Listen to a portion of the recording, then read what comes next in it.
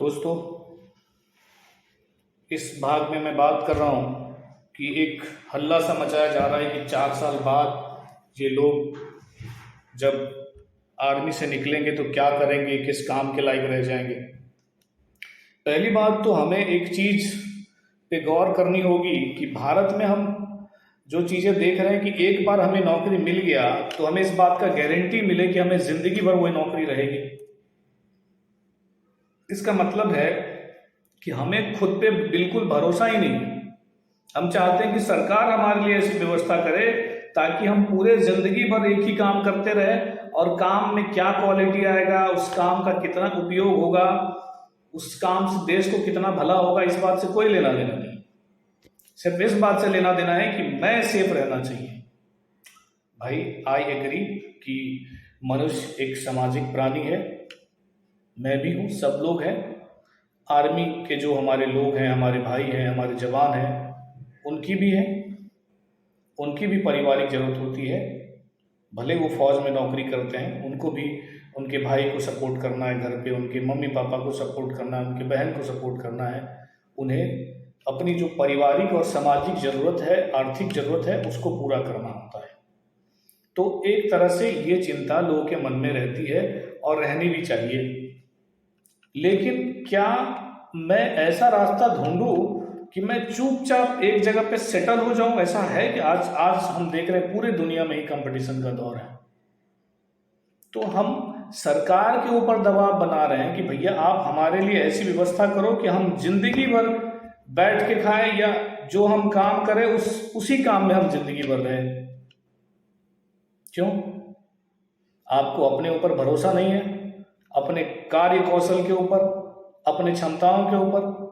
अगर आपको अपने क्षमताओं के ऊपर भरोसा है, अपने कौशल के ऊपर भरोसा है, तो इस बात की चिंता उस व्यक्ति को होगी ही नहीं कि 4 साल बाद मेरा क्या होगा।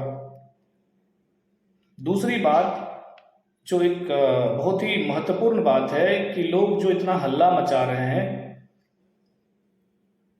कि 4 साल बाद क्या करेंगे, क्या उन लोगों को ये बात पता नहीं है कि अभी भी लगभग 15,000 लोग, 15,000 जो हमारे आर्म फोर्सेस के जवान होते हैं, वो प्री मैच्योरिटी लेते हैं, प्री मैच्योर रिटायरमेंट लेते हैं। उनकी जो रिटायरमेंट एज है उससे पहले ही रिटायर हो जाते हैं, वो 35, 36, 38 के एज में। ये लोग बाहर आके क्या करते हैं? किसी ने नहीं पूछा, कोई सवाल ही नहीं है। और फिर ये लोग सुरक्षा, अगर उनके मन में ऐसी समस्याएं हैं कि वो आगे क्या करेंगे, तो वो फिर आ क्यों रहे हैं? इसका क्या मतलब है? कि उनको अब मन भर गया देश सेवा से? ऐसा तो नहीं है।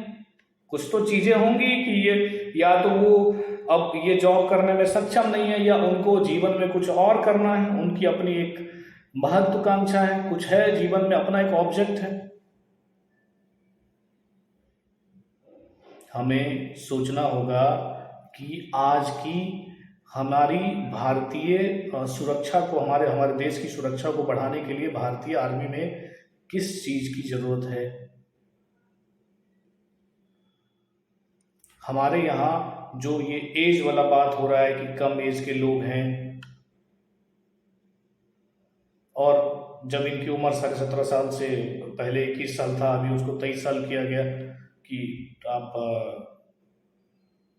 23 साल तक की उम्र के हैं तो आप अप्लाई कर सकते हैं। अभी अभी पहली बार ये सब, जो लोग 2 साल पहले से तैयारी कर रहे थे, यानी जिन्होंने कुछ अटेम्प्ट्स दिए थे, कुछ एग्जाम्स दिए थे, और फिर चीज़ें आगे कंप्लीट नहीं हुई लॉकडाउन के कारण,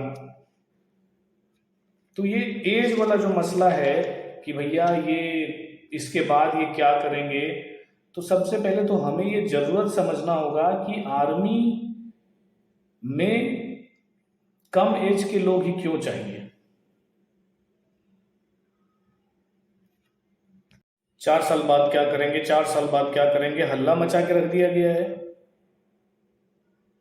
23 साल के बाद 23 साल तक का ही उम्र क्यों है? अरे पहले हमें ये जानने की जरूरत है कि हमें आज आर्मी में किस तरह के, किस उम्र के लोग चाहिए। एक रिपोर्ट में कहा गया है कि 2030 तक भारत की जो आबादी है वो आधी आबादी 25 वर्ष के उम्र की होगी। तो क्या जहां पे आधी आबादी, आधा देश का जो जनसंख्या है उसमें से आधे लोग युवा होंगे 25 साल का, और हम यहाँ पे 32 साल का आर्मी में लोग भर्ती करेंगे, तो कैसे चलेगा ये? क्या ये पॉसिबल है? और ये कैसे होगा? कैसे होगा? जो कम एज के लोग होते हैं उनका जो जोश होता है वो बहुत ज़्यादा हाई होता है, उनमें रिस्क लेने की क्षमता ज़्यादा होती है। और आर्मी में क्या चाहिए? जोश चाहिए, रिस्क लेने की क्षमता चाहिए, प्लस अनुभव चाहिए। अब अनुभव के लिए ऑलरेडी लोग बैठे हैं वहाँ पे, जो सीनियर लोग हैं, जो हमारा पूरा आर्मी का सिस्टम है वो वेल एक्सपीरियंस है। और आज सिर्फ शारीरिक ताकत से नहीं आर्मी में काम चलेगा। आज चैलेंजेस अलग अलग हो गए। हम देख रहे हैं कि ड्रोन वार की बात हो रही है। आज जो टैंक चल रहे हैं, क्या वो सिर्फ उस पर अटैक कोई आदमी आके कर देगा? उसके लिए टेक्नोलॉजी से भी लेस्ड होना पड़ेगा। तो जो कम उम्र के लोग हैं, वो आज के जो युवा हैं, वो टेक्नोलॉजी से ज़्यादा एडप्टेड हैं। आर्मी की ज़रूरत ताकत के साथ साथ टेक्नोलॉजी में भी एक्सपर्ट होने की है, क्योंकि तरह तरह की समस्याएं हैं। ऑनलाइन चीज़ें हो रही है, कई सारा चीज़ जो हो रहा है वो सिर्फ टेक्नोलॉजी के बेस पे, मशीनें जो है वो टेक्नोलॉजी बेस पे आ रही है। Artificial intelligence, machine learning, deep learning, ये कैसे होगा? एक आदमी जो 30-32 साल तक खाली आर्मी की तैयारी करता रहा, उसके बाद जाके वो क्या कर लेगा वहां पे? मैं उतना डिटेल में अभी नहीं बता पाऊंगा, लेकिन जो रिपोर्ट्स हैं कि कारगिल रिव्यू कमेटी में क्या कहा गया, इससे पहले जो युद्ध हुई वहाँ क्या क्या वीक पॉइंट थे हमारे इंडियन आर्मी के, उसमें से एक ये भी वीक पॉइंट था कि हमारे इंडियन आर्मी फिजिकली फिट उम्र के कारण नहीं थे। ज़्यादा उम्र वहाँ देखी गई कि ज़रूरत ऐसी है कि हमें कम उम्र के आर्मी अपने फोर्सेस में भर्ती करनी चाहिए, कम उम्र के युवा लोग को लेना चाहिए, ताकि हमारे पास एक जोश वाला पावर होगा, साथ में टेक्नोलॉजी, साथ में जो एक्सपीरियंस है ऑलरेडी। और दूसरी बातें हो रही है कि ये खाली 46,000 वैकेंसी है। भाई ये पहली बार 46,000 वैकेंसी है।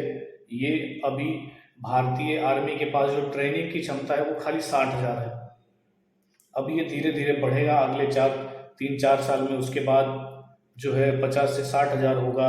ये बात मैं अपने मन से नहीं बोल रहा हूँ, ये आज के प्रेस कॉन्फ्रेंस में तीनों आर्मी के चीफ ने मिलके जो संयुक्त प्रेस कॉन्फ्रेंस की है उसमें ये बातें निकल के आई, इसमें ये कहा गया है। फिर बाद में 90,000 होगा, फिर उसके बाद धीरे धीरे और बढ़ेगा।